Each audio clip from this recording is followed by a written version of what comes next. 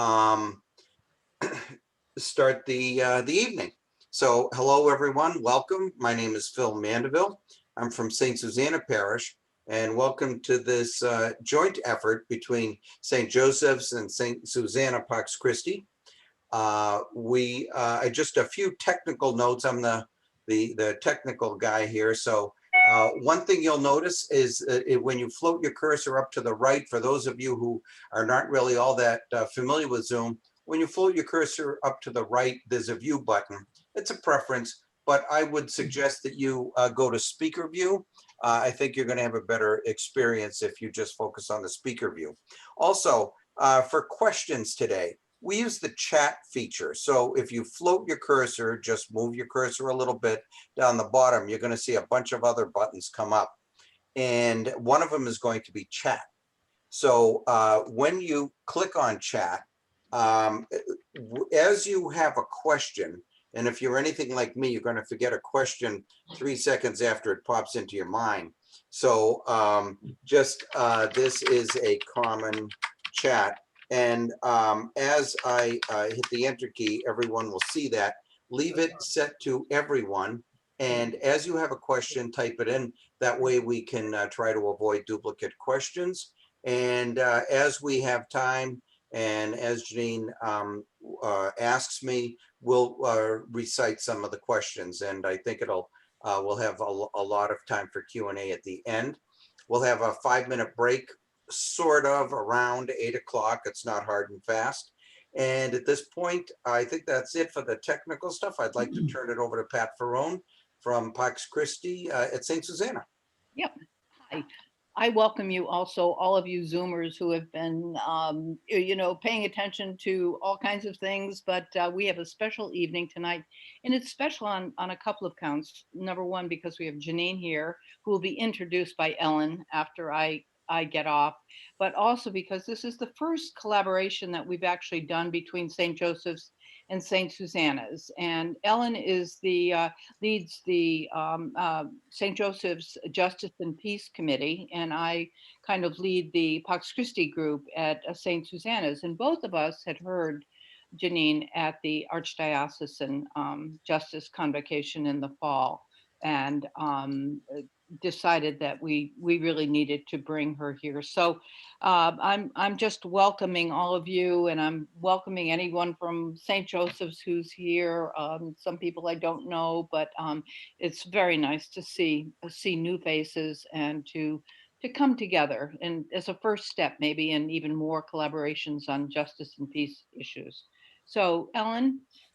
Well, thank you. I also want to welcome you all here tonight. One of the advantages of Zoom presentations is our ability to hear from people who live outside our immediate area. We're so pleased to be able to welcome Professor Jeannine Hill Fletcher here this evening. Professor Hill Fletcher is a professor of theology at Fordham University, Rose Hill campus in the Bronx. Her research and teaching explore the role of theological thinking in shaping public discourse. Her most recent book, The Sin of White Supremacy: Christianity, Racism, and Religious Diversity in America, investigates the history of theological thinking informing legislation and envisions Christian symbolism as a resource for transformative politics and activist practice. Professor Hill Fletcher is a board member of the Northwest Bronx Community and Clergy Coalition, a multi-generational, multi-religious, and multiracial grassroots organization working for social change. She attended Harvard Divinity School, earning her Master of Theological Studies in 1996 and her Doctor of Theology in 2001. She joined the Fordham faculty in 2001. I think by the end of this evening, you will know why those of us who heard Jeannine speak at the Diocesan Convocation for Justice wanted all of you to hear her speak, to hear her insights based on the depth of her research and knowledge about the shocking role of Christianity in the history of systemic racism. and how that same faith can help us now move forward in building a more just society. So again, welcome, Jeannine. Thank you so much. Thank you for that lovely and warm introduction. Thank you to Ellen for that beautiful invitation to share my research, and to Pat as well for listening in on the convocation and giving me this opportunity to share my research further. And as we are thinking together, I'm just going to be sharing my screen as a way of grounding the work that I'll present. As I'm presenting, if you can just make sure that if there's a point at which you can't hear what I'm saying, or if there's any kind of a delay, someone will let me know and we will adjust that. And that the plan for this evening, in order to get through the material that I want to put on the table and then have a nice full conversation about, the plan is that I'm just going to go ahead and put all that on the table in the first session here. But I would invite you to add some things to the chat as we're going through the material, as I'm presenting some ideas from out of my research. I would welcome you to put those questions in the chat that we can then come back to in that nice full time that we'll have for conversation. So when we were thinking about, when Ellen and Pat and I were thinking about the work that I've done and generating a conversation, we came up with this title that I think reflects a few dimensions of what we'll be doing together tonight. As Catholics, right, we are thinking with the invitation of Vatican II and Gaudium et Spes that we need to face what's there out in the world. We need to scrutinize the signs of the times and interpret them in light of the gospel.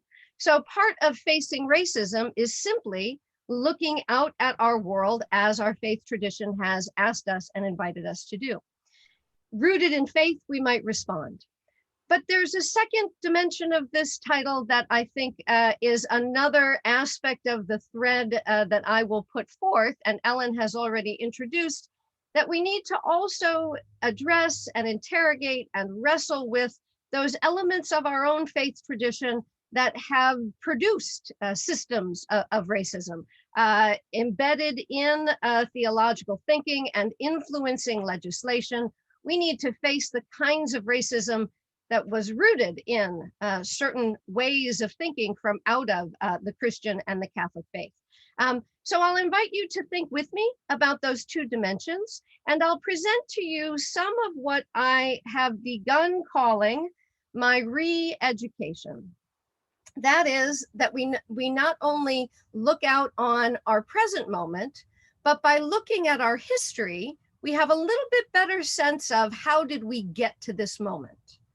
But I call it my re-education because there was so much within this, I have a little technical failure here, there we go. There was so much within this history that I only rediscovered as an adult. So when I'm thinking with history, I'm thinking not only with the history that I've received, but I'm also thinking with those elements of history that have been covered over by the way that my faith tradition, the way that my American education system has told this history. So I'm going to invite you into my re-education, my own re-education in US history that I have roughly categorized in 4 chapters. And so as you're thinking about the development of what I'll present, you can kind of think, okay, did I get what was going on in each of these 4 chapters, these 4 eras of US history? And what we'll be looking at is how Christianity functioned in each of these eras in what scholars describe as America's racial project. So there's 2 theoretical frames that I want to put on the table before I turn to this history, because I think that this way of framing the history has just become very helpful to me to think about how do I wrestle with a tradition that I'm embedded in, a tradition that I love, and yet be critical at the same time. How do I look back on this history and not narrate it with a single thread? Oh, things were bad and now they're better, or things were bad and now they're worse, right? But that in each era and in our era, what we see is an ongoing struggle. We can frame it in a couple of ways. We could frame it from a Christian perspective. It's an ongoing struggle to live out that call of the gospel. We can frame it in the lens of the reality of race and racism in this country as an ongoing struggle for racial justice, right? Where actors are ongoingly trying to bring forth their moment in history. And by seeing this as agonistic, as struggle, I see our moment, right, as having many possibilities of how it might develop, right? The term agonistic is sometimes used in and connected. If you Googled it right now, as my students are always Googling while I'm presenting ideas, you're welcome to do that. If you Google agonistic, it often is related to antagonistic. But it's not in that frame that I think it's the most helpful. It apparently comes from an ancient Greek word for contest. And so thinking about struggle and contest, that's not quite antagonism, but there's a level of engagement there. Or in the biological sciences, it describes a receptor and an agent that react to one another. Right? And that's what I think is very helpful in thinking about this history, that it's not just some actors, it's not a single trajectory, but it's always this project of struggle. So we'll see by the end of it if you think that framing of this in terms of struggle is a useful way of thinking about our past and the possibilities of our present. But I also use the frame of sociologists Michael Omi and Howard Wynant as they talk about each era having a racial project. Now, this is an important concept that I use, and I'll keep coming back to it, and we can unpack it further if we want to, the origins of America's racial project. But essentially, as sociologists, they say, look, race it's not helpful to think about race as something embedded in biology or embedded in culture and just sort of passed down. It's more helpful to think about race as a human project of categorization, that at any given moment, those racial categories are constructed. And we can see in the US racial project that the ideas that are emerging in the European Enlightenment really were passed down in systems of colonialism that are our inheritance as a racial project. And we'll talk more about that. But the idea of a racial project is that the races are categories that are constructed. They're imaginative divisions of categorizing the human family. They might be imaginatively constructed on geography or linguistics or phenotypical characteristics. And what Omi and Wynant say is that you can see how the races are constructed, and then people are sorted into them.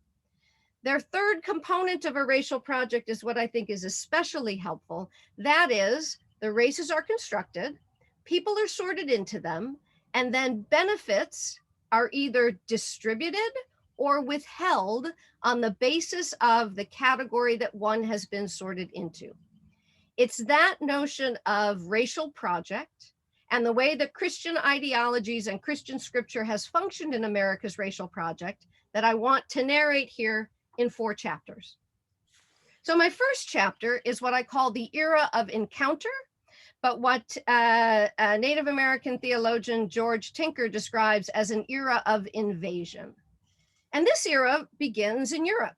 It begins in a particular way. We could mark the moment of exploration. And in the US, the year of 1492 helpfully marks that for us.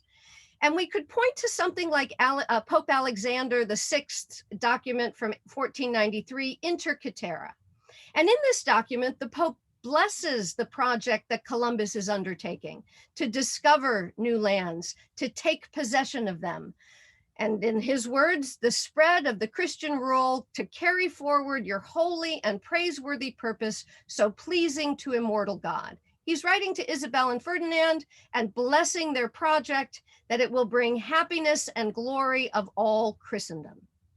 This concept of Christendom, right? And the concept that Christians are carrying out a divine plan whenever they discover and inhabit new lands is a feature of the very origins of America's racial project. Of course, the indigenous peoples who populated this land prior to the European arrival weren't seen as part of that project of God's plan for humanity, except insofar as they would convert to Christian rulers and Christian civilization and the Christian faith. So this era of Christendom, this era of encounter, what scholars will name with the term coloniality, that as a mindset in which is a white Christian frame that deems land and people destined for Christianity, destined for European Christian control, destined to participate in this European project that was seen as God's plan. And one of the things that I have been so struck by in reviewing a variety of materials from this era is the way in which Genesis 1:28 regularly for 200 plus years, Christian thinkers in the era of encounter or invasion looked at Genesis 1:28 and said, God requires of us that we increase and multiply, replenish the earth and subdue it. And that phrase from Genesis just gets used over and over and over. So I have it here from John Winthrop, the governor of the Massachusetts colony. But one of the things that we see in this era is that this command to subdue the earth was understood as reflected best in European civilization, European culture. And when these Christian European colonists arrived in this land and they saw what indigenous people were doing in terms of relating to the earth, they looked at it and said, well, that's not carrying out God's design, because we have a very clear sense of what that means to replenish the earth and subdue it. So the impact on indigenous people in this era of encounter is something that we have to think about in terms of this coloniality, in terms of this vision of Christendom, and we might want to think about it in terms of the emergence of the Catholic tradition in this era. So we know from Catholic history, right, that John Carroll, as the first American bishop, this is a fledgling community. It's not a community of power. It's not a community that is high in the ranking. And your own history within Massachusetts, I understand that Catholics weren't even allowed to practice their faith in the earliest part of this era. Nevertheless, the Catholic tradition does get roots on the East Coast, right? With Carroll as the first American bishop. And he has a vision in his own writing that converting the indigenous peoples not only is part of the project of Christians, but it also makes indigenous people more friendly to American interests. So when the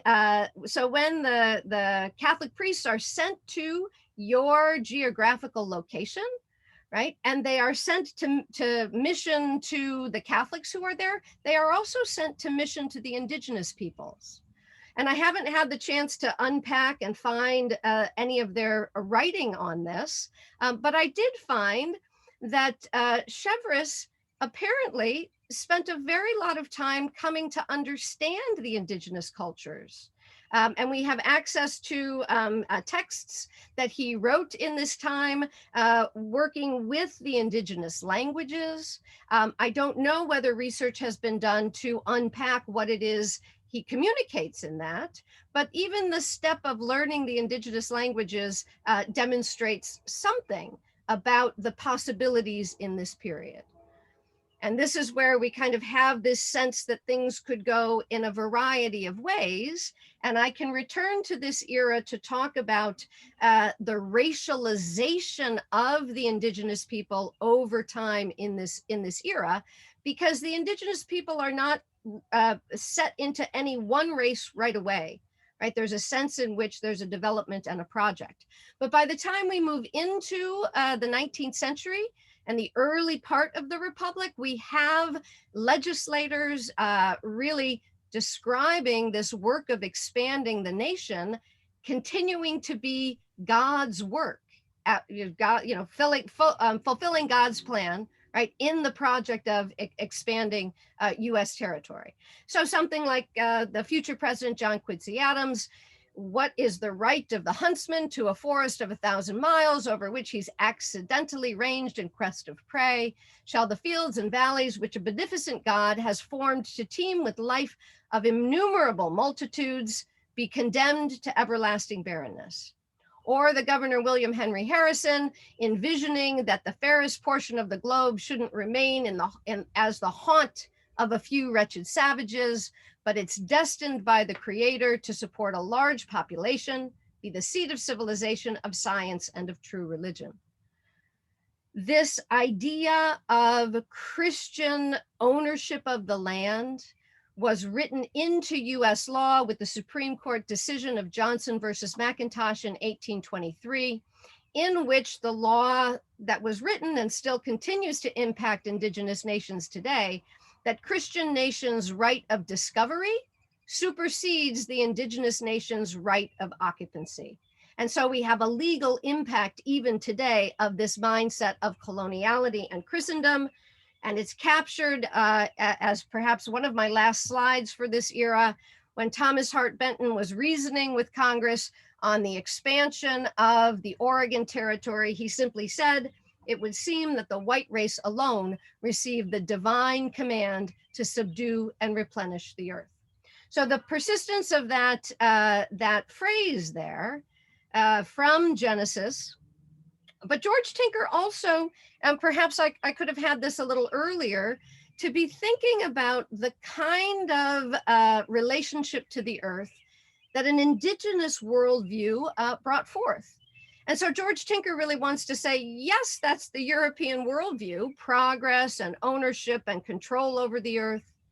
But the Indigenous worldview offers a different relationship, a relationship to the earth, not of conquering and progress, but of embedded in the rhythm and attachment and interrelation, right? And so Tinker asks us to think, asks us to consider, are we still thinking under a progress mindset, a mindset of Christendom, or are we imagining that there are diverse ways of relating to the earth that we might continue to learn from?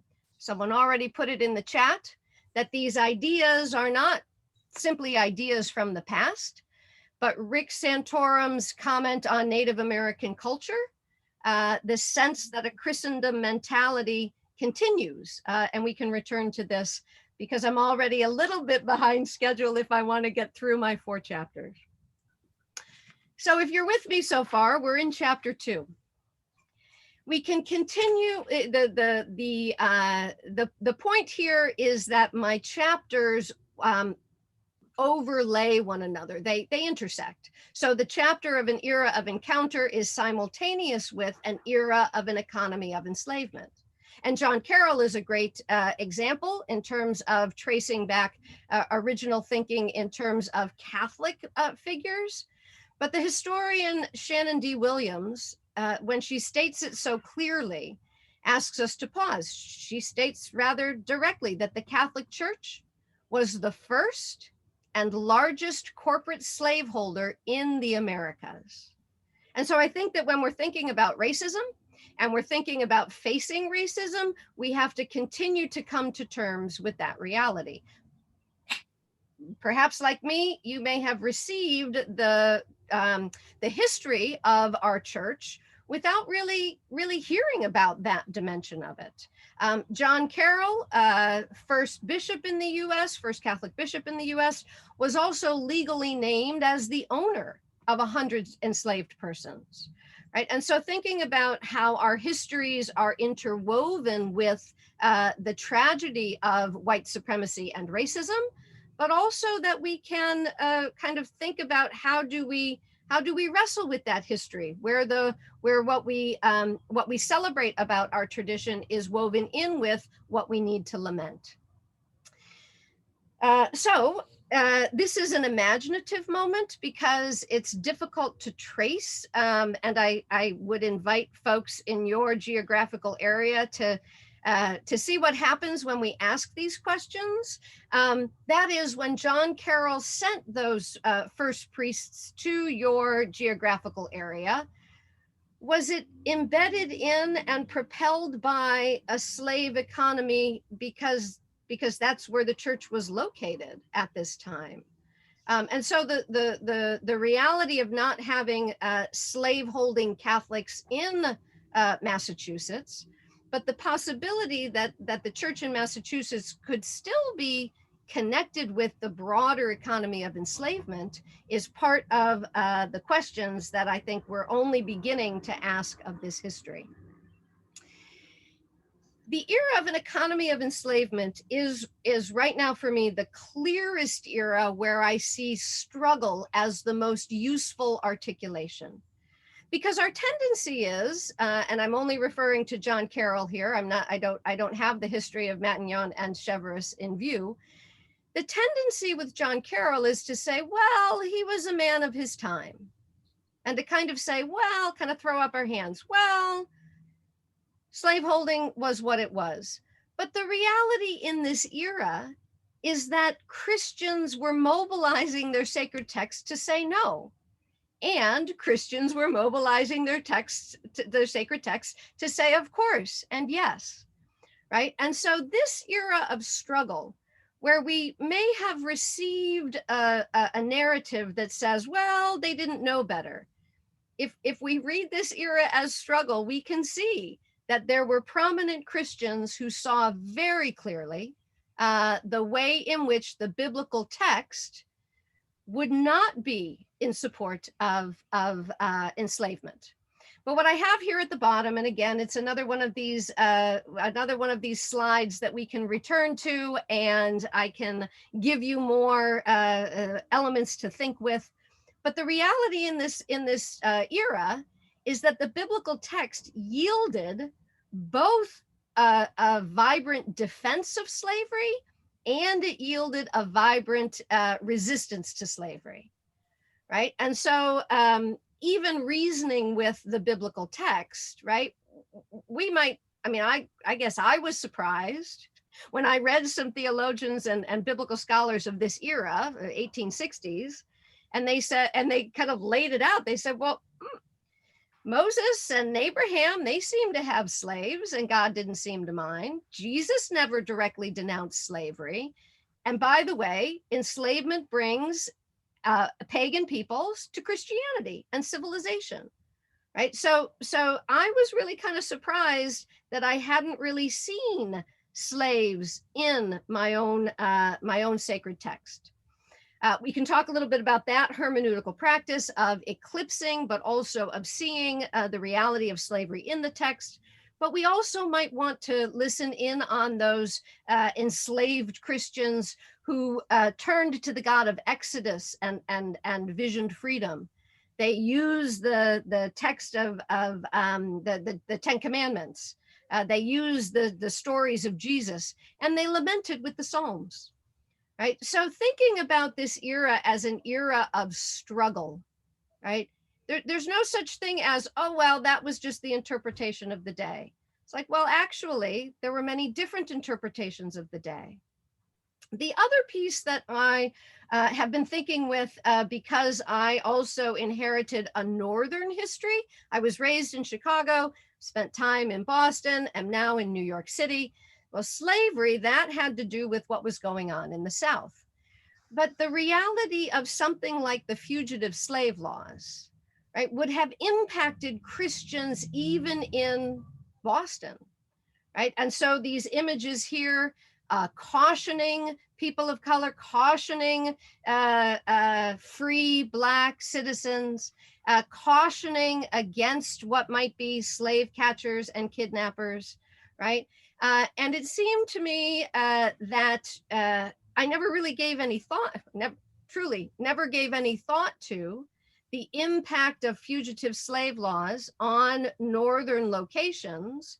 But I will recommend a website here that I found of research being done in Boston and a variety of figures and actors that reveal the struggle of this period, right? But which Christians, reasoning how, might have supported the Boston Vigilance Committee with legal aid, with medical aid, with personal loans for those who were resisting the capture of fugitive slave laws, right? And so the legal system as a location, but also Christians motivated to support other Christians of color, African-American Christians, which most of the enslaved, well, many of the enslaved, probably most of the enslaved at this stage were embedded in Christian traditions.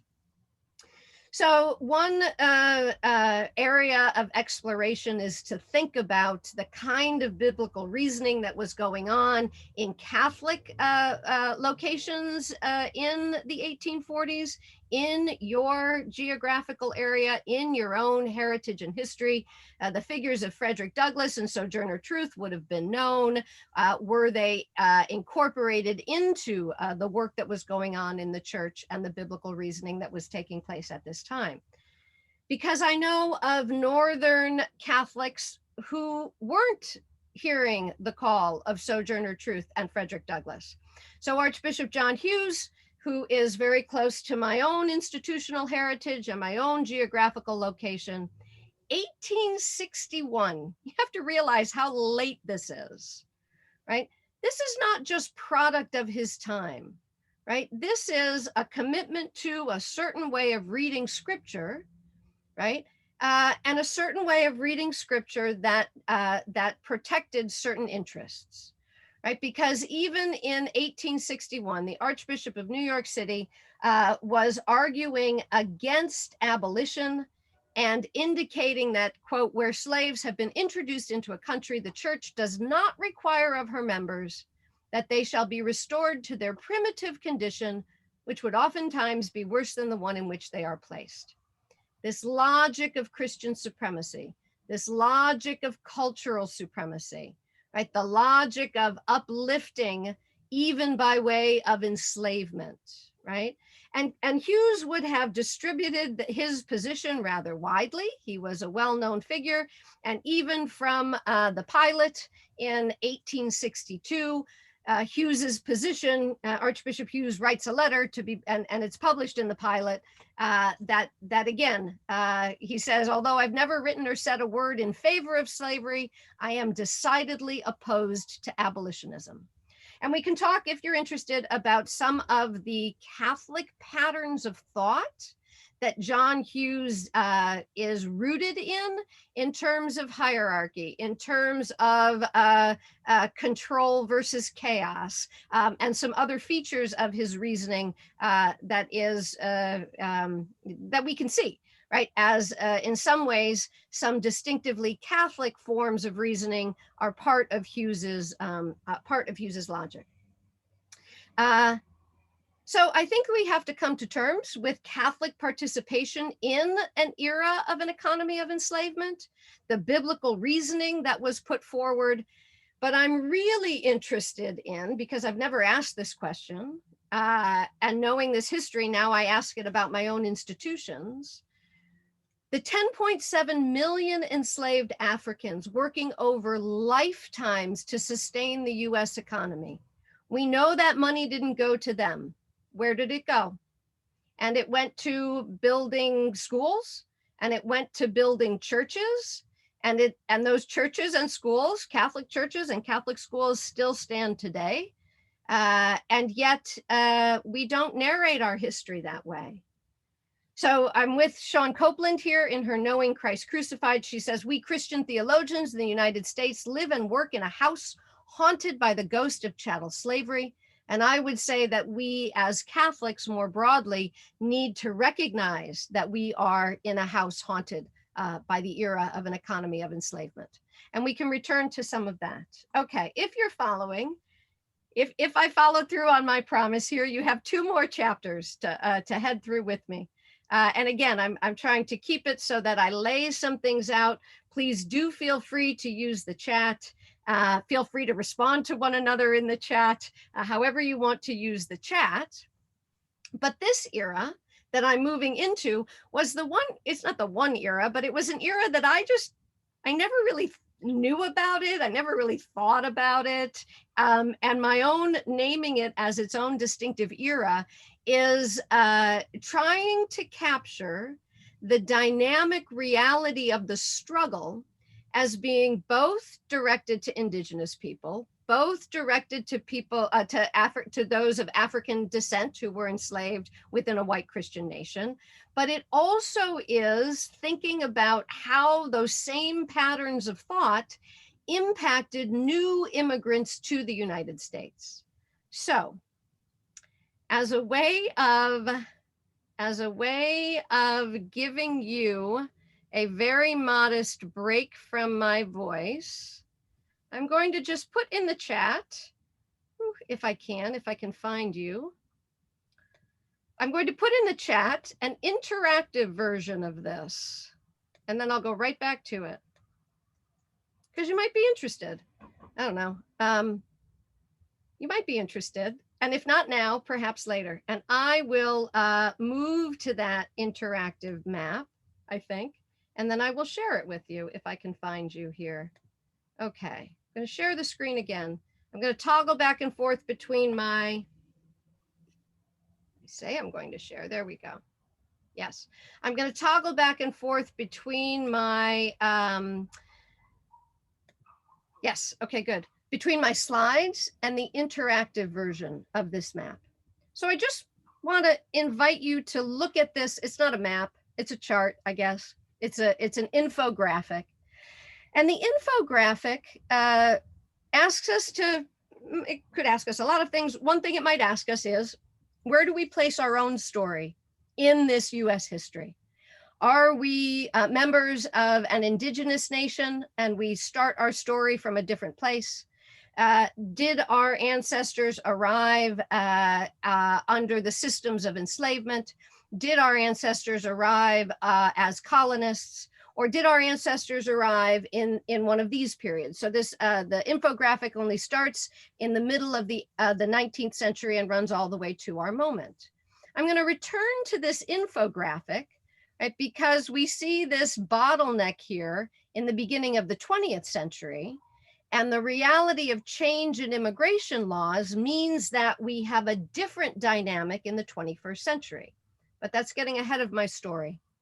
Right now, I just want to focus on this period in here, the mid to late 19th century, when the US is inviting people from around the globe in this era of expansion, right? I'm not sure I'll be able to come back to this very easily, but we might see, right? This enormous group of people from Austria-Hungary or from Germany, the Irish, the Italians, right? This whole swath here, but also this yellow swath here are the Chinese. And I want to return to that in the course of this chapter here. Okay, but let me stop sharing and bring you back to where I'm sharing with the slides to advance what I want to say about this era of expansion. So you'll see on this map that the beginning of the era of expansion is when the United States of America meets what was then called the United States of Mexico. And what that is the march of Christendom through the Caribbean to the mainland and up the coast with the Spanish missions. So this is a different form of Christianity. It's a different form of Catholicism. And we would have to start our story even earlier than where I started it with, we would follow a different trajectory. We'd start still with Pope Alexander VI, but we'd follow a different trajectory. But in 1846, the Western movement of Christendom met this new Spain and now newly liberated free United States of Mexico. These two projects met, and the United States of America, as you might know, right, claimed that land from Mexico at the end of the Mexican-American War. In order to build up the nation, the invitation was sent out to bring immigrants to help build up that land for the United States of America. But of course, the Native Americans were still there. And this is the era in which the reservation system in the West was established. And this is the era of kind of the last stretch of that era of encounter as an encounter of struggle, right? But when the US claimed this land, annex in 1848 from the United States of Mexico, had already put in place that this land did not belong to the indigenous nations. Now the US has all of this land and it wants to, the government, desire to populate that land, and so sells the land that was formerly Indian land at a very low cost and gives that resource to white citizens in this era. This same era, the proceeds from the sale of that formerly indigenous land went into providing education for citizens. And so thinking about the transfer of wealth through land ownership, the way in which that transfer of wealth went to white families who would homestead, but it also went into systems of education. And we can talk a little bit further about the ways in which the land grant universities, right? They in fact sound like a wonderful project. I myself was educated in a land grant university, but that university itself was established because of the proceeds of formerly Indian land. Okay, so I want to come back to this. Maybe I should say something here. All the way through each chapter, my approach to history is to ask, how was it framed? Right, my own reception of this history. And Joe Fagan, another sociologist, says, you know, the culture of America tends to have a white racial frame. That is, it presumes white virtuousness, and it kind of functions with a white cultural supremacy, and it's often grounded in Christian supremacy. And what it tends to ignore is the injustice of this history, the barbarity of this history, the sinfulness of these projects insofar as they took from some and only gave to a few. Another piece we might want to return to, and you might just contemplate this image here. It's from the Carlisle School in Pennsylvania. But in this era, the indigenous peoples were not only dispossessed of their land in the West, but there also was the government system of education. And in the boarding school system, indigenous children were forcibly taken from their families. They were taken from out of their culture. They were civilized through education, and they were Christianized. And if you look at the list on the right here, Catholic denominations were the largest denominational overseer of the Indian boarding school system. Right. And so when we're thinking about projects of repair, this National Native American Boarding School Healing Coalition, they have a wide range of resources on their website. I will put it in the chat during our break. And they're inviting congregations to say, do you feel related to this history? Would you like to help in this repair? And they have resources for congregations, and they have resources for individuals, et cetera. And maybe this should have gone a little earlier, but Catholic dissemination of ideas in this period as well. If we read some of the writings from the Indian Sentinel, which was from the Bureau of Catholic Indian Missions, right, we'll see that language of civilizing. We'll see that language of educating and inviting them to move from barbarism to Christianity. So this colonial mindset, this Christendom mindset, even into the middle of the 19th century. That idea that white Christians were going to uplift and civilize and Christianize was a project directed both at indigenous peoples and formerly enslaved peoples. And we can come back to, I'm moving through this part a little bit quickly so that we get all 4 chapters, right? But this vision of uplifting, Christianizing, and civilizing, right, impacted both the groups of peoples that were already in the US, and it also was a framing for dealing with new immigrants, right? But in this period, some among those new immigrants, so this image here, right, which the interpretive caption helped to draw out the symbolism here, right, that the formerly enslaved Black population and the new uneducated white northern population, right, that their weight on the scale of voting in this case, right, might be seen as really kind of commensurate. And so I think an image like this and an image like this one helps us to remember that in that struggle, the Irish, the Scottish, Jews, African Americans, indigenous peoples, right, they were all part of a racial project that deemed them not quite sufficiently white Christian American, right? But some groups within this era did move into a different racial project, right? A little further on, had access to those things that would allow them to be identified as white Christian Americans. And some were never afforded that.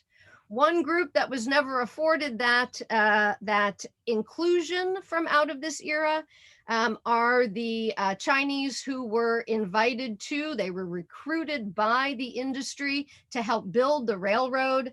The popular imagination at the time was also that they could be Christianized, they could be converted. This was a mission project. I'll come back to that. But then there was a debate, right? Should the Chinese really be allowed to become citizens, right? So they build the railroad, they participate in industry, but then this question of whether they can be citizens.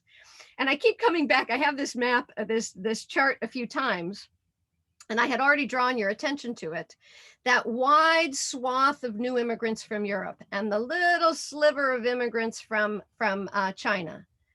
Right, but nevertheless, James Bouchard, who was a San Francisco, a Jesuit in San Francisco, right, he could mobilize in a very public debate, right, that the Irish are Christian, they're virtuous, they're moral, they're losing their good jobs because the Chinese, who are pagan and vicious and immoral, they're stealing their jobs, right? And so this white racial frame was also a religious frame. And the Chinese, in fact, the arguments went on, some saying they should be made Christian and become citizens, others saying that they will never be Christian enough, they can never be citizens, and just examples from legislators at the time who used Christian reasoning, right, to really say they're really not Christian enough and they won't be able to incorporate into our body politic, and that trope of being more Christian or being Christian, right, made one more American. And in the immigration courts, often being Christian made one appear to be more white. That is a puzzling dynamic, but it also reveals that these are racial projects, right? That some of these figures presented here were identified as Christian. So Takao Azazawa was a Japanese Christian. He had his citizenship, but then it was taken away.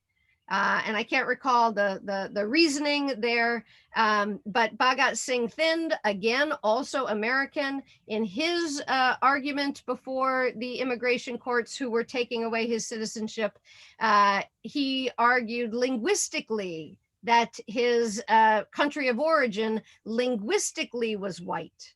And the courts accepted that, but they said, yeah, but your Hindu-ness he was Sikh, but they said your Hinduness makes it so that you're really not going to be able to be part of the body politic, whereas Lebanese Christians and Syrian Christians in the same era, they mobilized their Christian identity to make space for them in that category of white. So I'm at my era of inclusion, and it's an era that I think we might be more familiar with, so I can move through this era a little bit more quickly so that we have time for a break and come back and see what we want to unpack together. The era of inclusion builds on that era of expansion with the close ties of the US and Latin American countries, especially Mexico, in both economy and patterns of migration. But the US also had interest in other Latin American locations, and the US interest in Puerto Rico laid down those foundations for migration of Puerto Rican citizens of the US to the various places in the contiguous United States. Right. So this map from 2017 shows again those continued ties because of that interest of the US in Puerto Rico.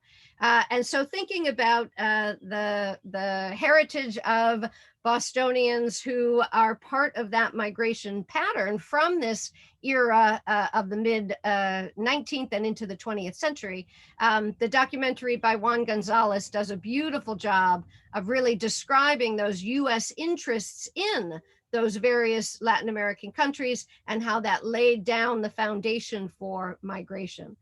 This is the same era as the Great Migration of African American citizens from the South to the North.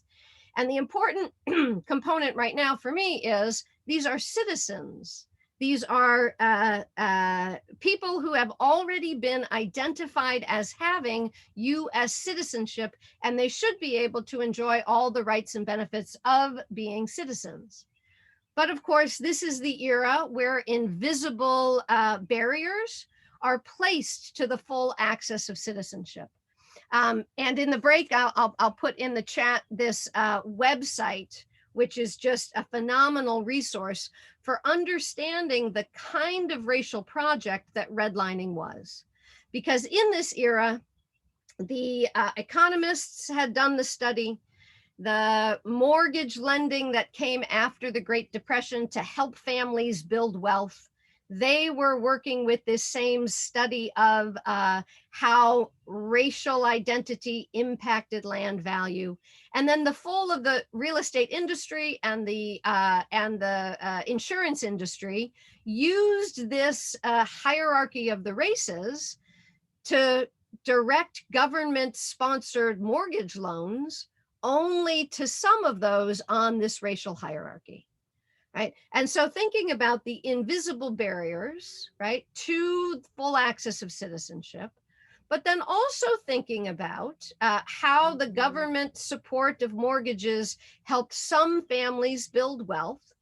And finally, to think about the ways in which parishes came together to either protect their wealth, as John McGreevy's study has shown, parishes coming together and seeing those immigrants from Puerto Rico and the migrants from the South, maybe they're migrants from Puerto Rico in the South, as not being invited, right? And so these parish boundaries that many Catholic parishes in the North mobilized to keep people of color out of the neighborhoods that they had just set their own roots down into and had built up now as full citizens, as Catholic citizens.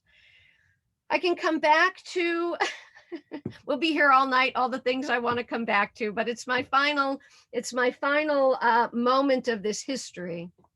And that is that the biblical text was again mobilized, right?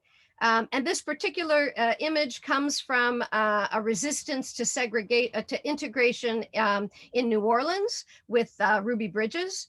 But the sign reads, "Cursed is the man who integrates," and the Holy Bible is cited.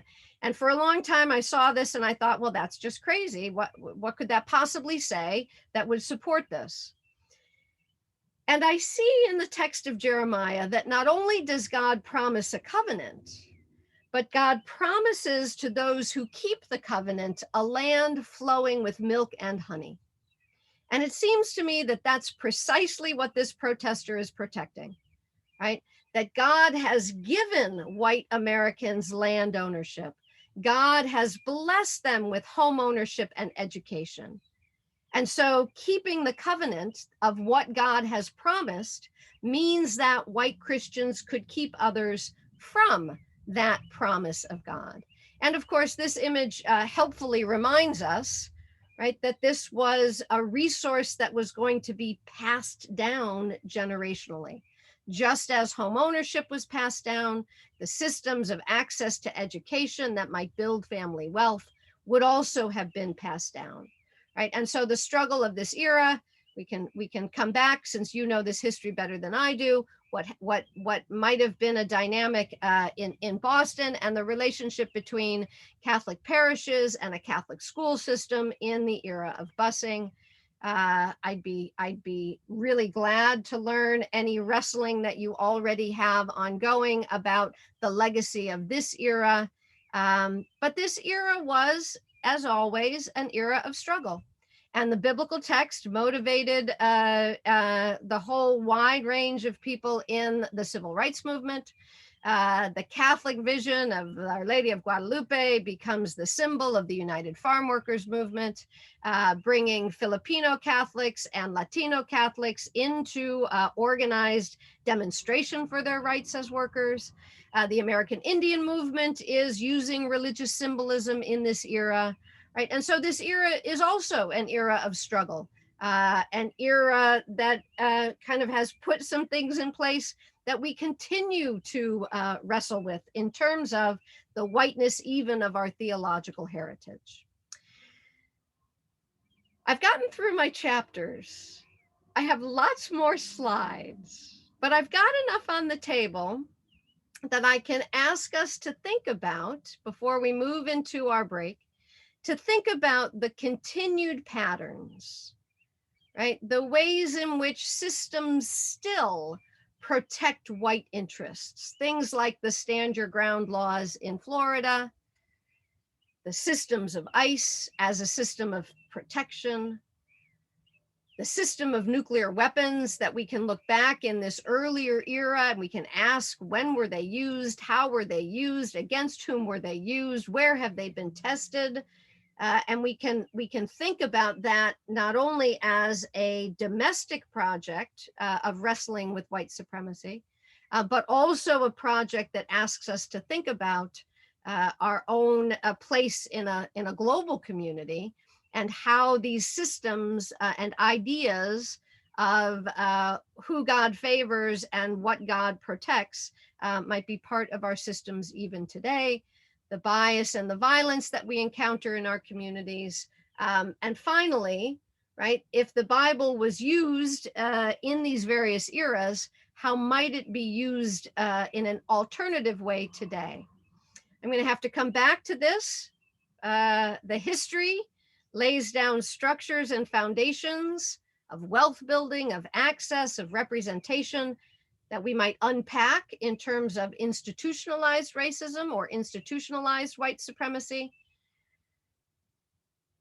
I keep saying I'm ending here. I really am ending on the next one. The results of this history is a racialized wealth gap in this country. I think we have to rest with this. I think we have to dwell on this, and I want to come back to this. But what I am compelled by is the possibility that the Catholic tradition actually does offer an alternative vision, that we can look back on these struggles and we can say, okay, there were some real failings, right? But if we can see the way that this history created the conditions of today, if we can read the signs of the times, we return to Gaudium et Spes. I'm just going to read this and call it our ending point here. The vision of Gaudium et Spes, Catholic social teaching from Vatican II, is that whatever way you formulate your culture in a global church around the globe, there will be many different ways, but In every culture, there must be made available to all persons everything necessary for leading a life truly human, such as food, clothing, and shelter, the right to choose a state of life freely and to found a family, the right to education, to employment, to a good reputation, to respect, to appropriate information, to activity in accord with the upright norm of one's conscience, to protection of privacy, and to rightful freedom in matters religious too. I will be very happy to share more ideas about resources within the Catholic tradition, resources within the Christian tradition to mobilize our communities in our new era, we hope, our new era in our nation's struggle for racial justice. So I'm going to stop there because I will just keep going. And I thank you for your attention, your patience, your questions. And I hope now is a good time for us to stretch and take a break and return with maybe some conversation to unpack some of this. Yeah, I think it's a great time. It's 8:01 or 8:02 by computer time. So let's keep strict to the 5 minutes and reconvene at 8:06. So please be back. And as a reminder, this is being recorded, and I'll pause the recording right now. Thanks. Thank you. And we remind No, people. I thank you for bringing that up. I just started the recording again. Great. If you don't mind me starting with one of Linda's questions, I think it was Linda's question, the pattern of Catholic thought with Archbishop Hughes, because I do think that that is, if I can get over to my, get back here, I do think that they are actually patterns of thought that we do see within certain circles today. I've been in conversation with with other scholars who are talking about Catholic patterns of even in the interracial movement. And two of the themes that I heard this scholar describing of the Catholic interracial movement, which is like 1930 to 1960, that I saw as patterns within the Archbishop Hughes, and that we see one of them reflected here. Actually, I can name three if that's helpful to Linda and others. The first is the question of whether Catholic documents don't still maintain a white Christian frame. Not necessarily that they are embodying a white Christian supremacy, not necessarily that they are arguing that white people are more righteous, but more that the language itself seems to presume a white audience, right? So that's just one. I mean, so this here and white interests. So John Hughes, he says there's 4 million slaves. That's a lot, right? In terms of the numbers of people. And this is just from one snapshot in 1862. There's 4 million slaves in the southern state, right? What's going to become of them? What's going to become of their masters? What will become of the product of their labor? And for some reason, he's pointing to Europe, but there's other places where he says, you know, look, this is part of the system that we have. We can't just abolish it. Right. So some of the language that could be used here has to do with systems of order versus chaos, right? And because of this concern about chaos and because of the concern for order, the strategy of gradualism, right? So that one can both say, yes, slavery is a problem, but I'm opposed to the way that you're talking about abolitionism. We might see some of those patterns even today, right? Yes, we know racism is a problem, but could people please stop, you know, demonstrating in the streets, right? That the sense of chaos instead of order. The other thing that is a little less, you know, I don't think we see it quite so much, but it definitely was embedded in Hughes's outlook, was a naturalness of hierarchy, right? And so he felt perfectly comfortable saying, look, I just visited a plantation in Cuba, and it's so perfectly reflective of God's plan for humanity, because God is the source of all power. God grants power to the church. God grants power to the Father. God grants power of those persons to oversee women and children and enslaved people. So the naturalness of hierarchy was absolutely part of Hughes's frame. I don't see that reflected in contemporary responses to racism. But I do think that is a deeply embedded Catholic system where hierarchy is rather naturalized. So those would be my responses to Linda's questions. Other questions, or maybe you can help me identify the questions. I get kind of wrapped up in the insights that people are sharing. Well, there were a few insights before. It was just interesting. There were earlier on, and they were talking about Quakers actually had 30 of these schools, that kind of thing when you were talking about the Catholic schools. And Suzanne had a comment, Chief Arvola, looking horse, Chief of Dakota. I guess I don't know what to make of that whole thing that was sent at 7:44 p.m. I really don't know how to read that. But maybe, as we go a little, go ahead. No, I was just going to say, I'm not sure where the here was, that the chief of the Dakota Lakota Sioux was sent here, but I'm not sure the where and the when. He was sent to the Carlisle boarding school, which he shared with us here at Agape, Jeannine. And also, we probably all know the famous AIM movement, and Dennis Banks was at the Carlisle school. He was separated from his mother at age 5 and never recovered the trauma of the forced separation, and became militant Indigenous activist and leader of the AIM movement because of the trauma of that experience. He later turned to nonviolence, but in these early eras, it was the trauma of the separation.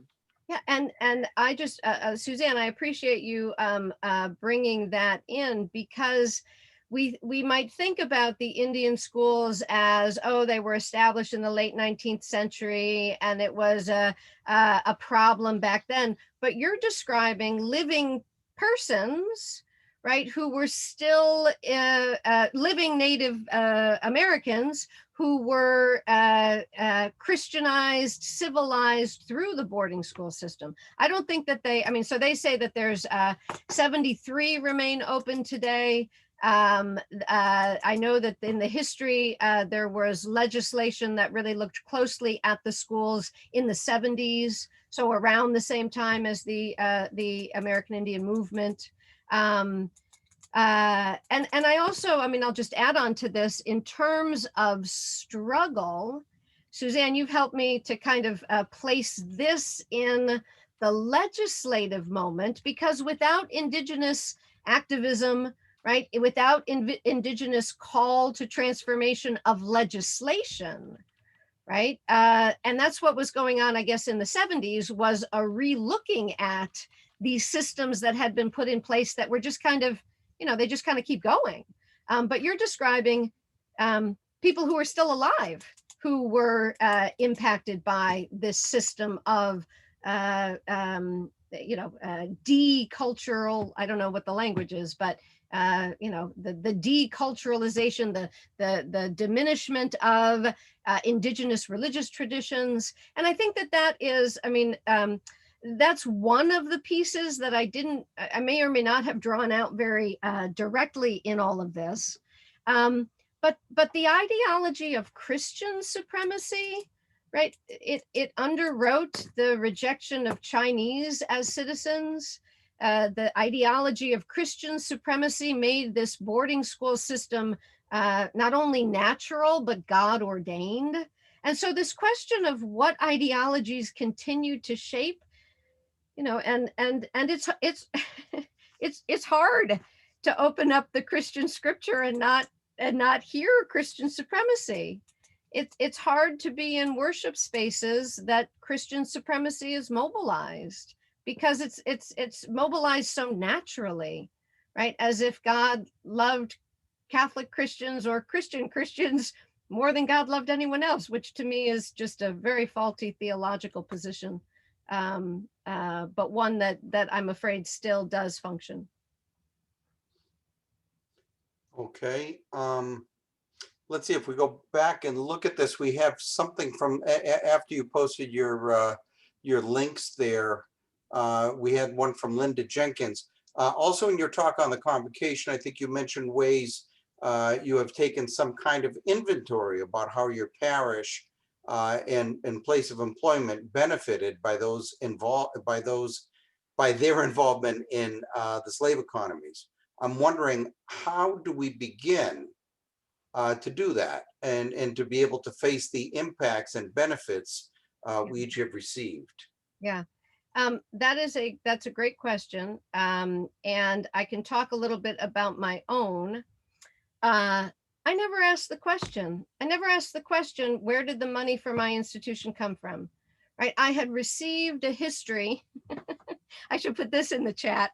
I know I'm being recorded, and whenever I get to this point in my discussion of this, I kind of laugh and think, all right, who else is listening? But if you look at our marketing material, right, we tell the story of the founding of Fordham. Archbishop Hughes has to go out and raise all this money, and we were founded on faith because he believed this was possible, even though he struggled economically in his first years. And we're founded on faith because we made this thing happen, right? And it seems to suggest that God helped make this thing happen. But it gets transferred over to the Jesuits, and our first catalog of students that we had published was 1852. And if you open that catalog, half of those students are from New York and New Jersey. It's a school in New York. And the other half of the students are from New Orleans, they're from Charleston, they're from Savannah. And when you start to put that together geographically, I said, wait a minute, they're from slaveholding locations. I start to ask the question, well, if they're from slaveholding locations, what does that mean about how they were earning their money? And in fact, I have found at least 25% of the student body in 1852 as being from slaveholding families.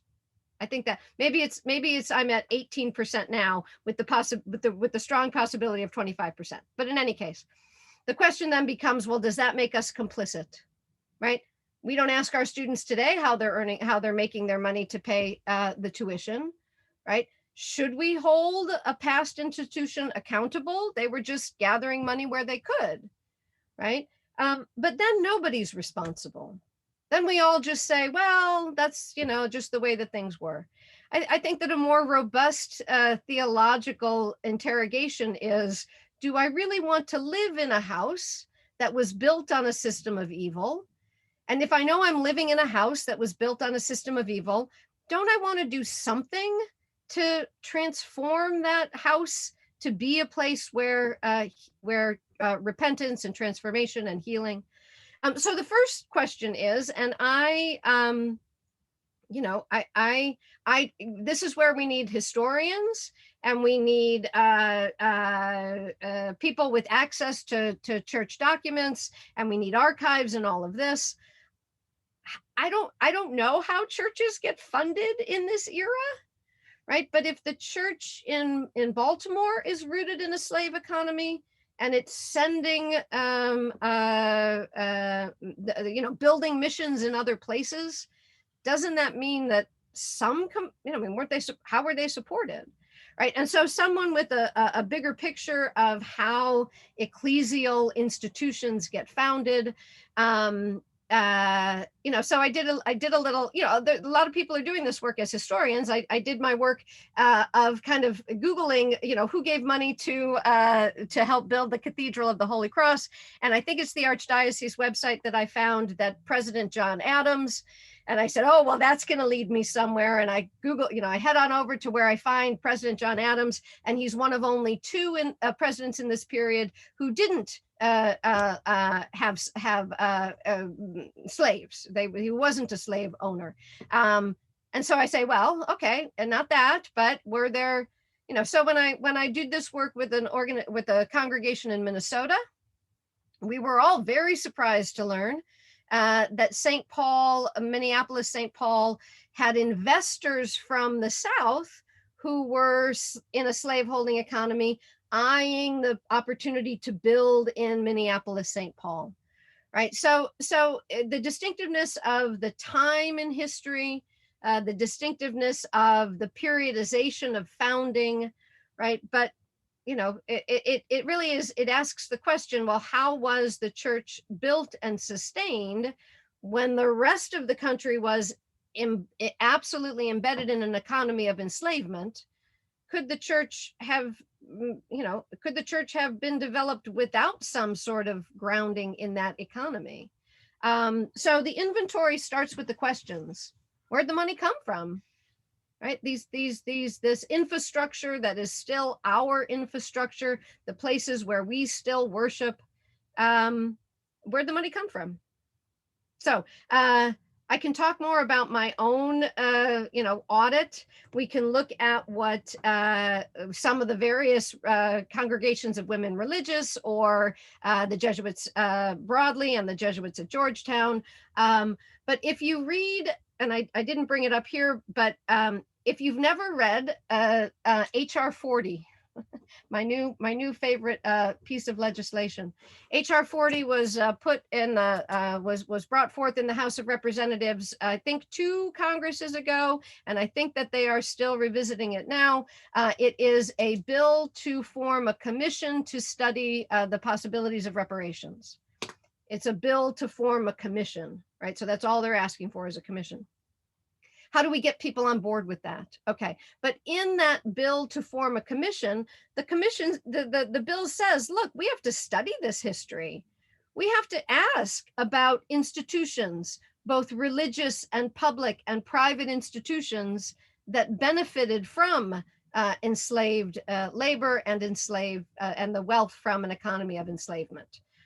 Well, if HR 40 passes, all of our institutions will have to give an audit, right? We'll all have to ask the question, but we just haven't even asked the question.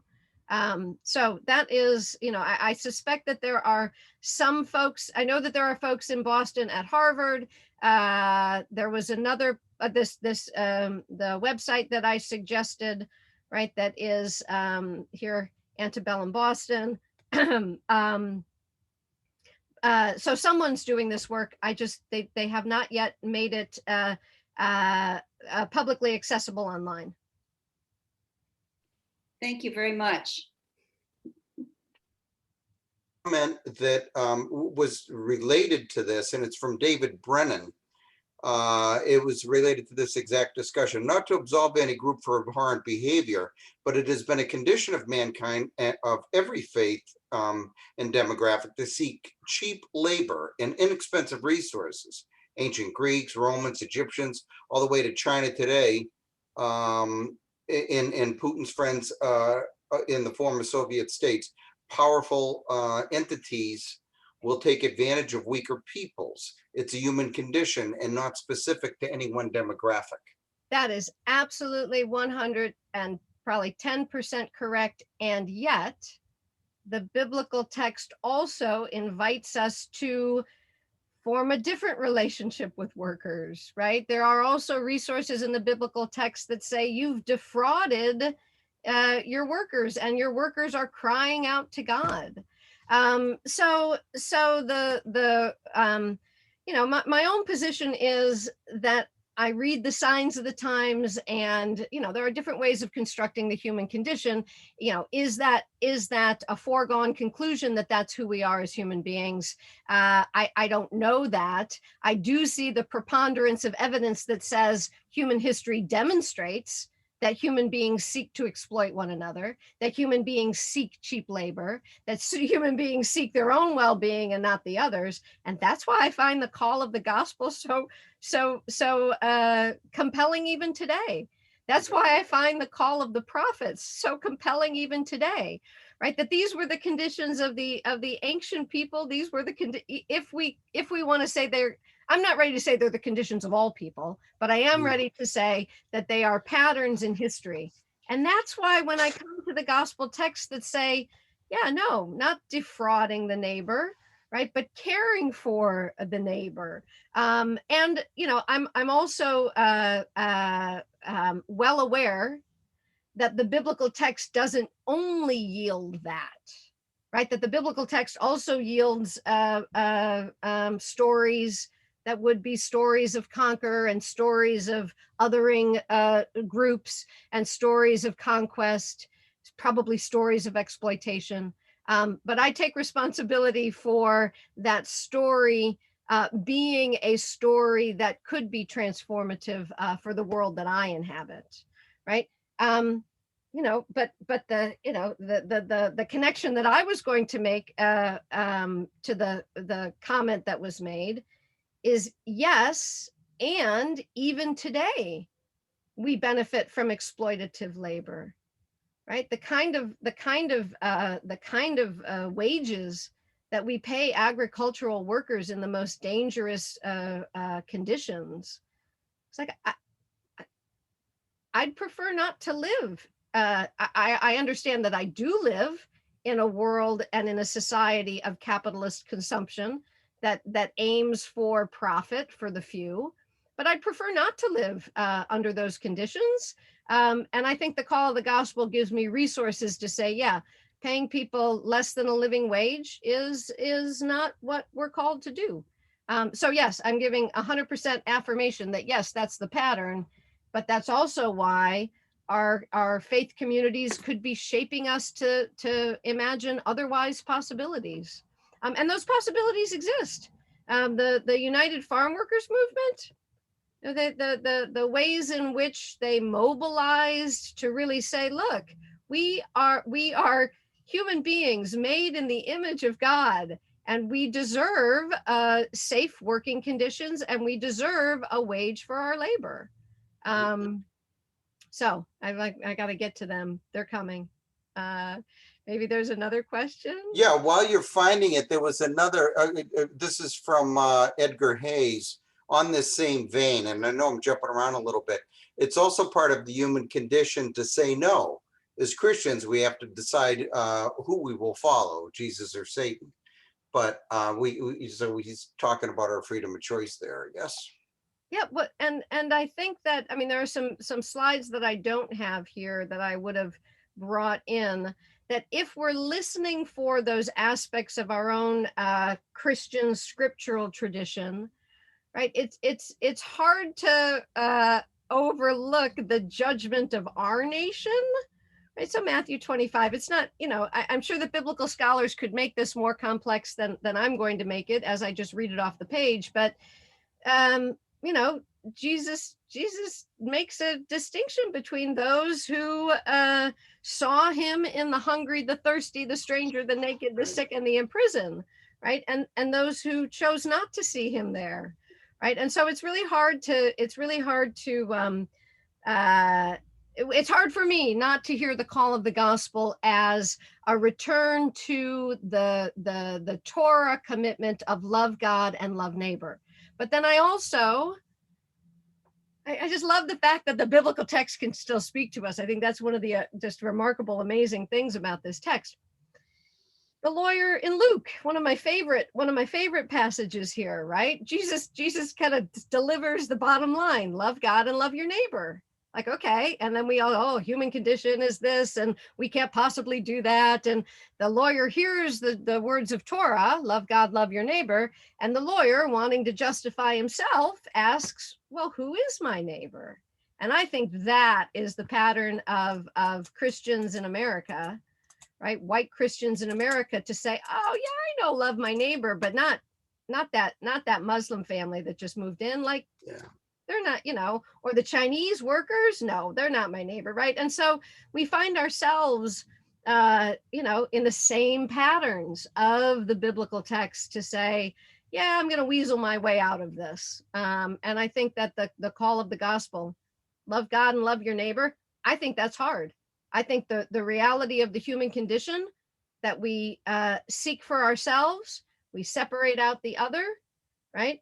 But that's why I think the call of the gospel is really transformative. What would it look like to love God and love neighbor, right? I was trying to get to, in any case, that text from Gaudium et Spes, right? Love God, love neighbor looks like this, right? It looks like people living fully human lives, truly human lives, right? Loving God and loving neighbor looks like this, Catholic social teaching, right?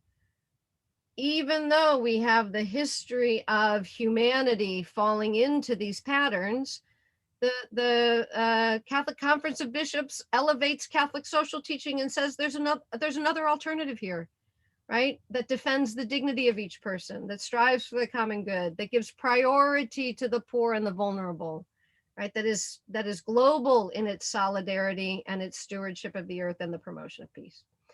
So in any case, that vision that we could be called back to, but the possible patterns that I've seen in the past history of spiritualizing the gospel. I mean, that's something to learn from in the era of an economy of enslavement.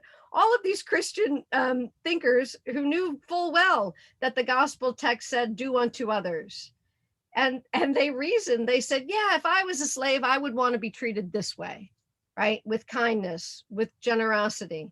Not thinking about transforming the very system of enslavement, right? And so we spiritualize. Oh, Jesus meant an equality of spirit, right? Not a real equality, right? And so the interpretive practices that we see in those earlier eras, I think those are very illuminative when we see those same patterns of interpretive practices today.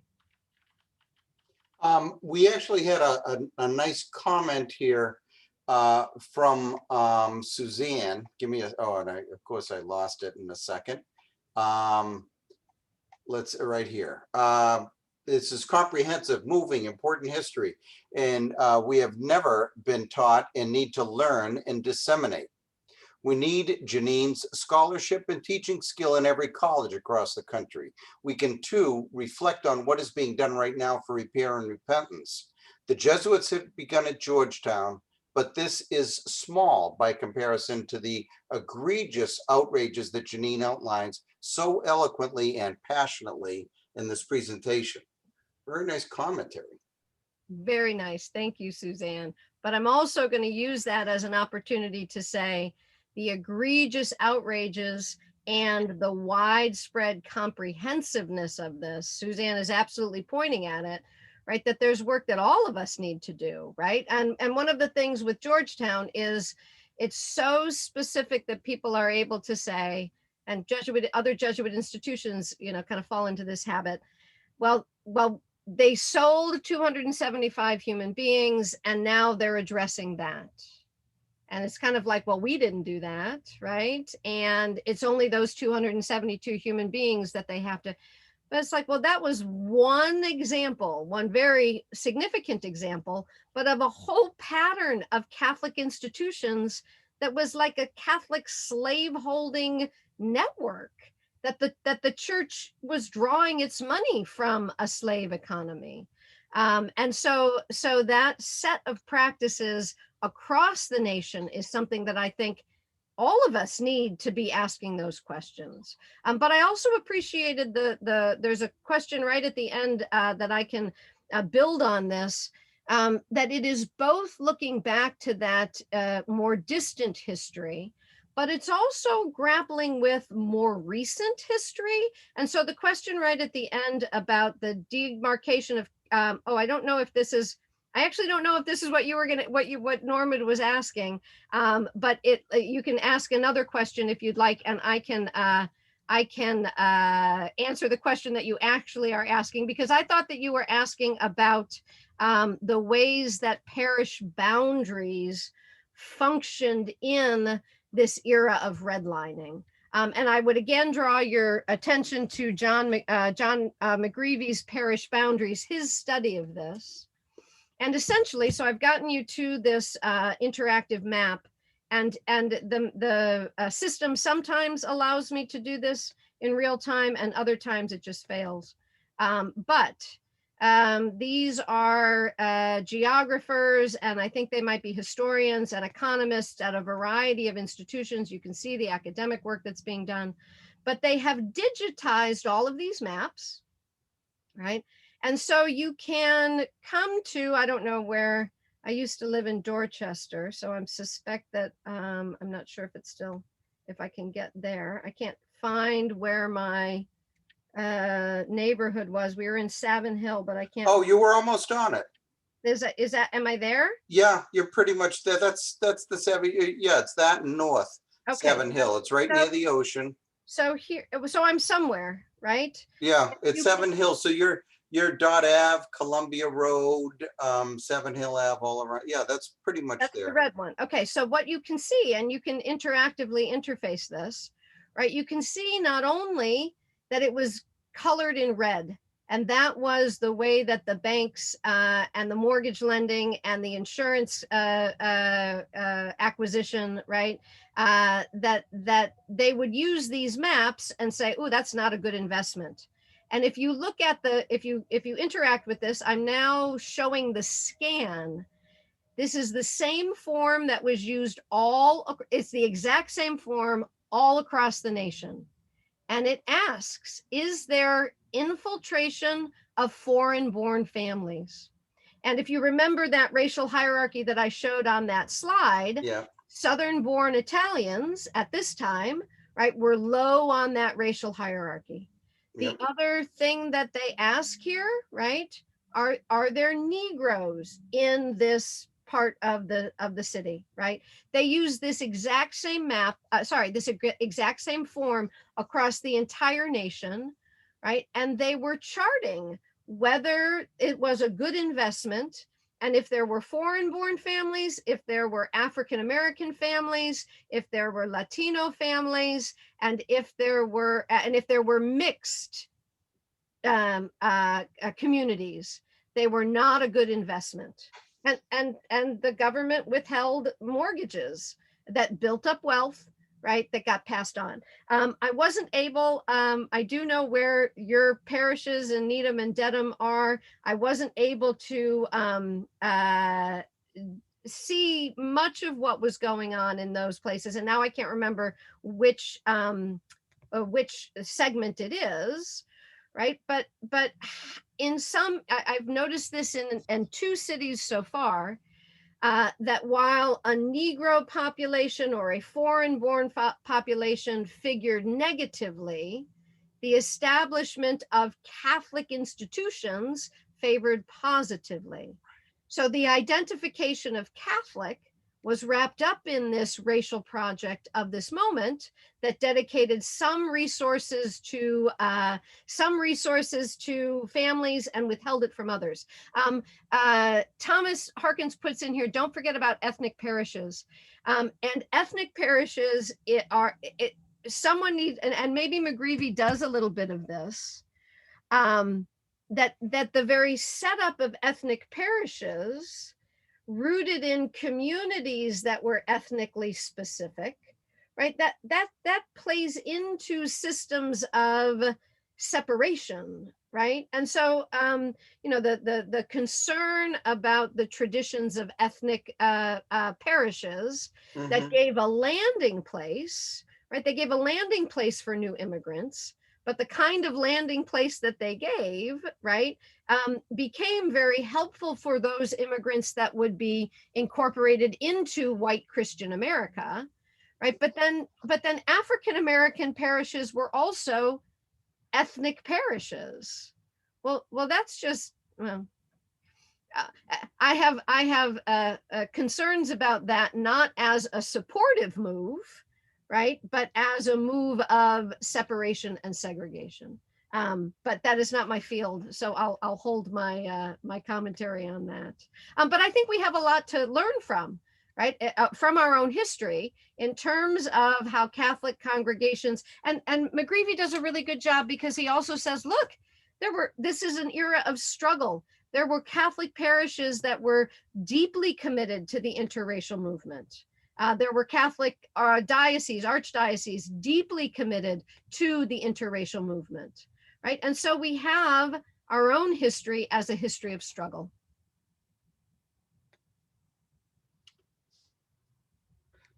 Are you looking for another question, Jeannine? I'm open. Okay. You know me, I This- just, by This this one, time I go keep talking. back a little bit. Bob Wegener had asked this. Olga Segura has written about the Black Lives Matter movement in the Catholic Church. Why do you think the leadership of the church and Catholic institutions have not embraced the BLM movement? Yeah. I wish I had more specifics from Olga's own work, and I'm looking forward to really learning more about her insights. But from what I have read of her work, this sense that I would refer back to that sense of it's not quite control versus chaos, but it is a sort of a gradualism, right? That the Black Lives Matter movement says enough is enough. We're taking to the streets, right? And white Catholics tend to be demographically in that area. I'll just show you again one of the slides that I continue to wrestle with for myself and where I am located, right? White Catholics very often have benefited from the systems that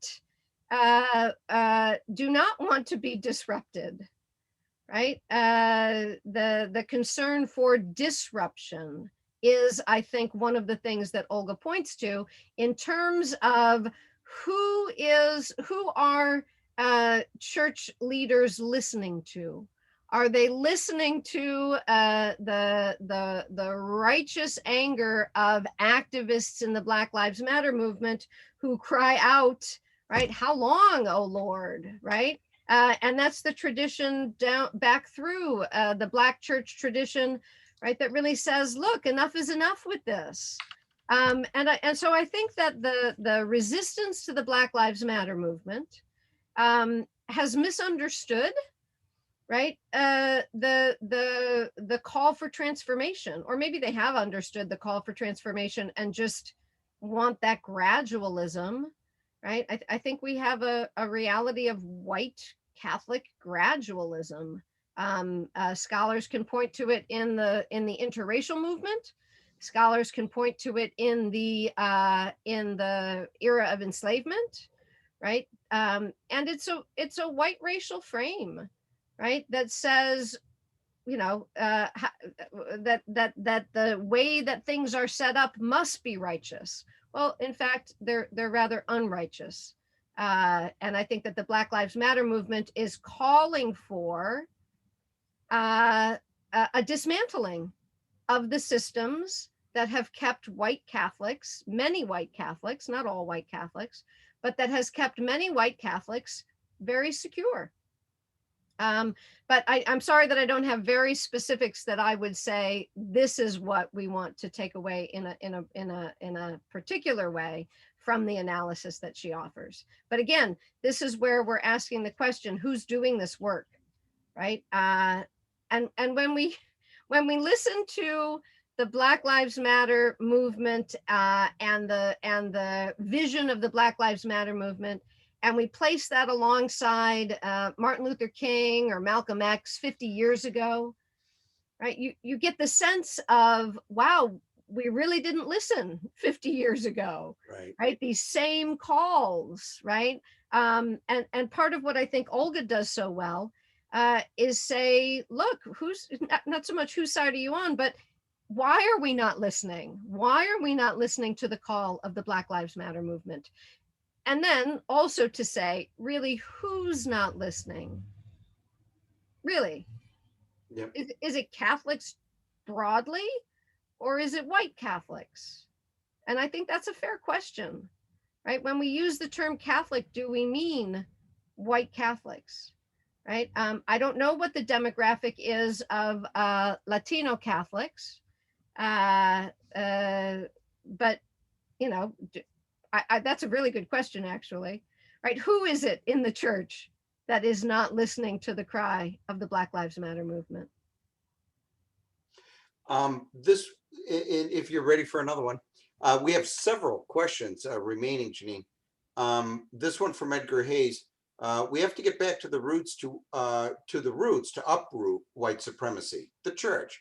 Most people don't know the Bible, and most people don't know history. So the focus should be on re-education and get to know the real Jesus who we say we follow.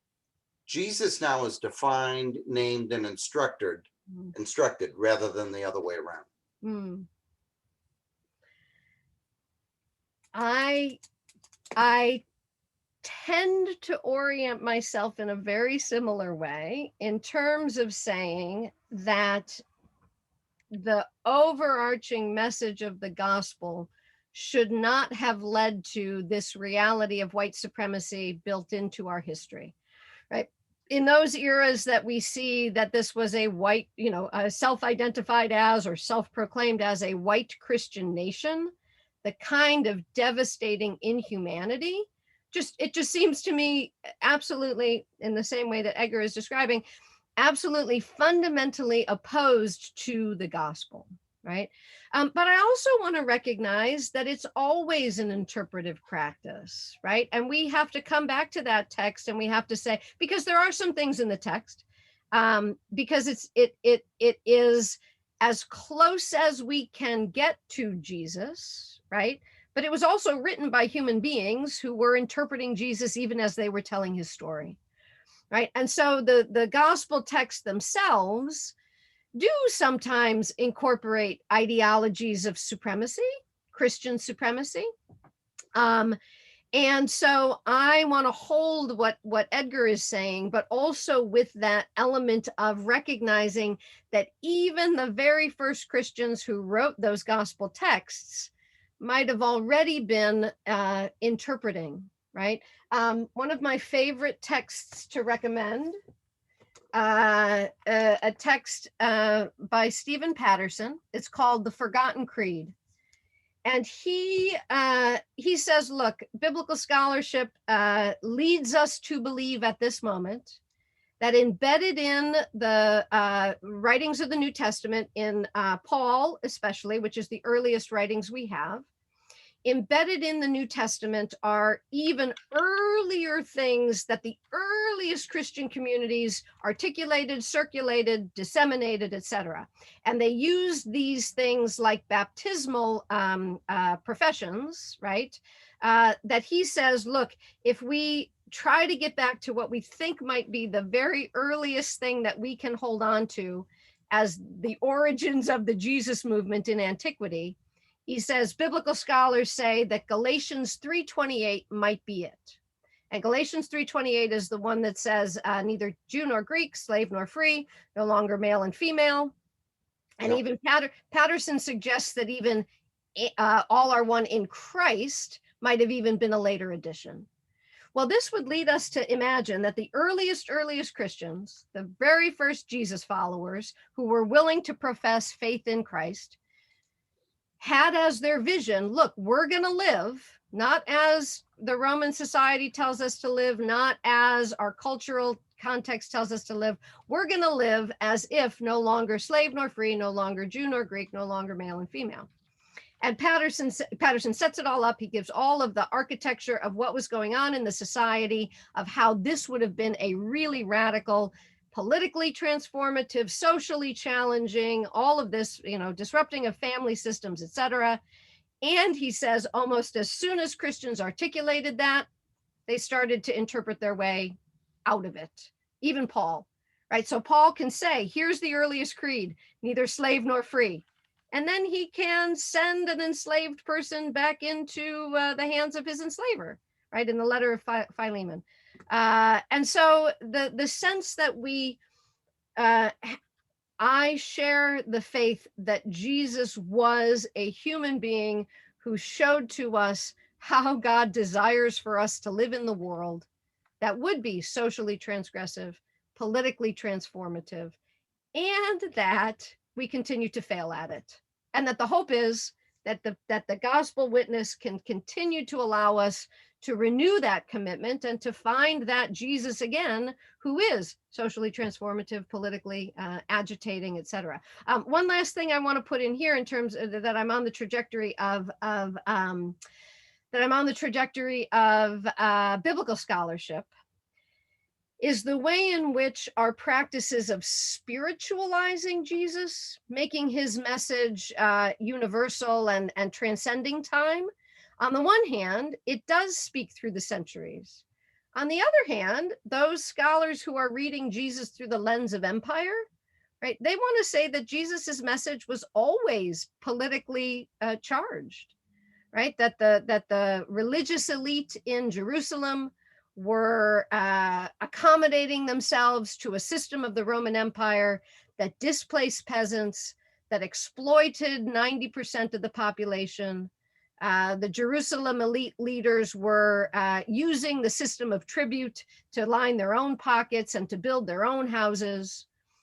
And so looking at biblical scholarship through the lens of empire, right, says, look, Jesus was always against empire. The Jesus movement was always against empire.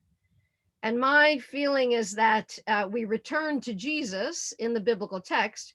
We use the lens of empire to view the biblical text, and we use the lens of empire to view the signs of our times today, right? How do we live in an empire that is justified by ideologies of supremacy in the way that the Roman Empire was?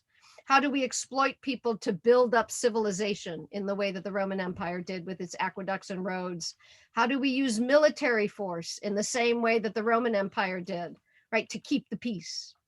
I think the gospel text read through the lens of empire has a lot to say about the signs of our times in terms of imperial systems that we ourselves participate in. God, we have so many questions left. Paul Frechette had one. He said, I was glad to see you pointing to a website on boardingschoolhealing.org. Healing has to happen before truth and reconciliation commissions can happen, as happened in South Africa and many other countries in South America, such as Peru. Yeah. We want to start to think about what healing looks like. Right. I think that the many, from the interracial movement through till today, many will foreground reconciliation. Many white Christians, frankly, will foreground reconciliation. Right. That's our language of hope for a better world. And I think theologians and congregations are beginning to think about what has to precede reconciliation. Right? Repentance, repair, reparation, truth, right? All of those things, right? We can't have reconciliation without the truth of the matter. We can't have reconciliation built on the systems of injustice, right? And so one of the chapters in my book, which I found compelling at the time in terms of thinking about how we frame this, Christians want to love. Christians are called to love, right? But how do we love authentically in a world that has been structured in the ways that it has?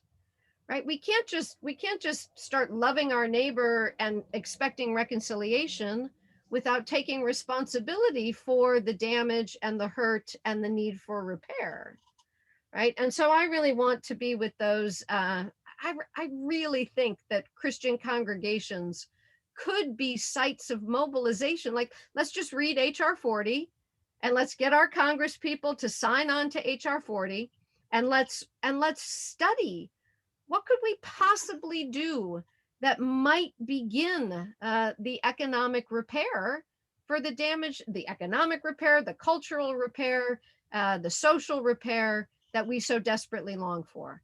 I'm going to say, in response, yes, right. But also, I'm also going to say that work that's being done by that organization on boarding school healing, right? That's work.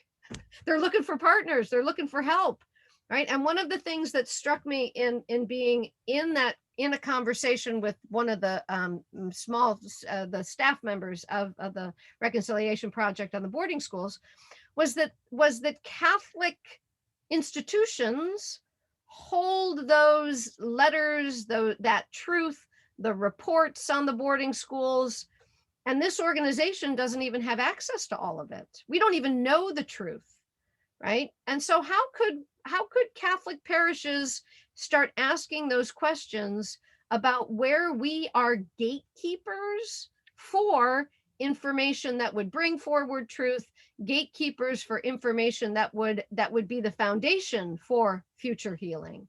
I think that the Catholic institutions and the Catholic as a demographic, I think we have enormous social power. I think we have enormous symbolic capital. I think we have enormous institutional capital.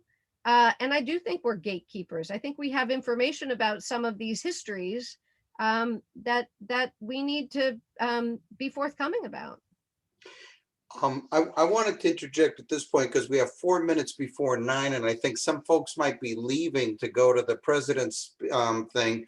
One Yes. point I wanted to mention was there have been a couple postings asking where this will be posted. What I will do, I'll promise, because I want to watch it too. I'll promise by tomorrow morning sometime. It'll be uploaded to our channel on YouTube, but more importantly, rather than have to sift through that, there'll be a link, and I'll put a link, and I'm sure, Pat, you'll be okay with this, on the Pax Christi page of the St. Susanna website. So if you go to www.stsusanna.org and you look at parish groups and you look at Pax Christi, there will be a link there that will point you to the recording from tonight. And Pat, I don't know if you wanted to say a few things, or Ellen. Well, I'm here. I've got pages and pages of scribbled notes. I have your book in front of me. I am overwhelmed. I am full of gratitude for all you have brought to us. It's going to take a lot of sorting through, and a lot of work in community, a lot of work on how to love, how to witness, how to resist, be transformed, and help to transform the world, or our little part of the world. We're trying to do that in small ways, but the magnitude of the problem does seem to overwhelm our sensibilities. So I guess, we need community, we need one another, we need to keep studying and praying and going back to the real Jesus, I think, to have guidance, to put our faith there, because that seems to be leading us in the right direction. And so in gratitude for all you've brought to us and all you are and all you're trying to do in your witnesses, we thank you enormously. And I'm so grateful that we recorded this, because it's going to have to be returned to, and we'll share it. And Yeah. I just want to reflect back also a note of gratitude. I have saved the chat because your questions are the questions that I want to keep thinking with, right? Every time we engage this overwhelming history, right, we find new sites of action and we find new questions to ask. So I just want to say thank you so much for being present on the Zoom and spending the evening together. You have a wonderful conversation group here. You're right that 2 hours, could be easily filled. Right. And I just wish you all the best in continuing this work together. Okay. And Ellen, did you want to say anything? Oh, Pat, I think you said it all. Thank you so much, Jeannine. Okay. It was wonderful. And I am really glad we recorded it. So not only can we go back over it, but that we can share it with more people. All right. which Thank is why we had to have you here to begin with, because the first time we knew we had to share you more. Okay, thank you. Thank you. Well, thank you very, very much. It's now 9 o'clock. I know some folks are anxious to look at the speech, so thank you again. Just a wonderful presentation, Jeannine. Honestly, thank you so much for all your effort. It was your knowledge is just so impressive. Thank you. And just one last point, if anybody would like to join us on Monday evening, for the next 3 Monday evenings, we'll be discussing the book Cast by Isabel Wilkinson. It's a book discussion group. It's on Zoom right here on Monday night at 7 o'clock. You can get the information from Pat or from Ellen, and the link will be sent to you. Have a great evening, everyone. Thanks, Phil. Thank you, Phil. Thank you so much. You're welcome, Ellen. Thank you. It was wonderful. Good night, Jeannine.